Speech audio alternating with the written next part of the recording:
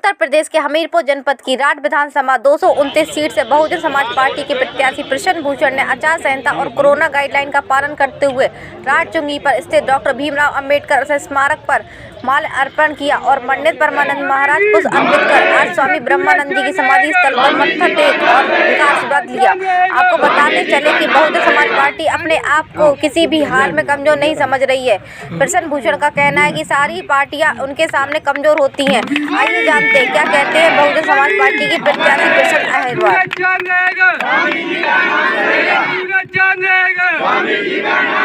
तो सपा ही है, तो ऐसे में आप बीएसपी को कहाँ खड़ा पाते हैं?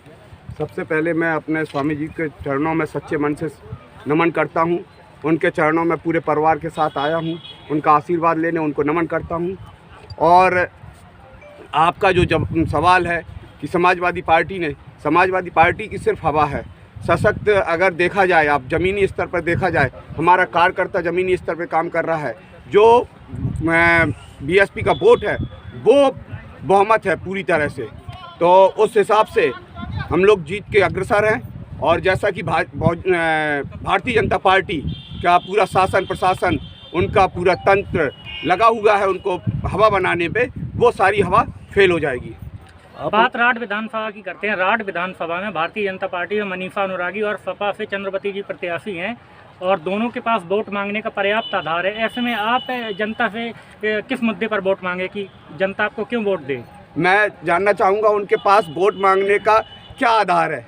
आधार सिर्फ वोट मांगने का आधार ये भीड़ जुटाना या इस तरीके का आधार होता है क्या? वोट मांगने का आधार होता है क्षेत्र का विकास करना। मैं क्षेत्र का विकास करूंगा। यहाँ पे भारतीय जनता पार्टी के या अन्य नेतागण आते हैं, यहाँ पर मेरे क्षेत्र को पिछड़ा बोलकर चले जाते हैं, फिर 5 साल बाद आएंगे, फिर कहेंगे राठ का क्षेत्र पिछड़ा है।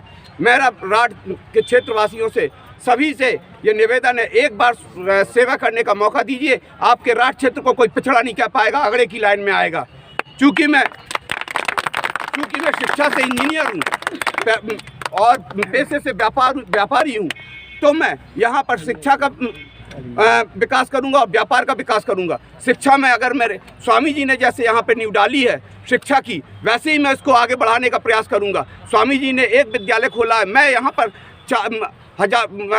10 विद्यालय खोलूंगा, जिसमें इंजीनियरिंग कॉलेज है, पैरामेडिकल कॉलेज है, नर्सिंग का कॉलेज है और CTI है। जो ITI बच्चे हमारे बेरोजगार घूमते हैं उनके लिए CTI होगा, जिससे रोजगार मिलेगा। अगर इंजीनियरिंग कॉलेज खुलता है तो यहाँ पर मेरे युवा यहीं पर पढ़ेंगे और यहीं पर रोजगार होगा। रोजगार के क्षेत्र में अगर मैं देखा जाए तो मेरा क्षेत्र यहाँ पे